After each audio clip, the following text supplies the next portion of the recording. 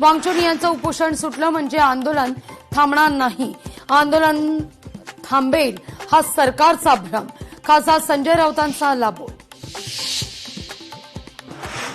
संसदेत आपल्याला बोलू दिलं नसलं तरी आता धर्मेंद्र प्रधान यांच्या राजीनाम्यावर तडजोड नाही, राहुल गांधींचा सत्ताधाऱ्यांवर निशाणा.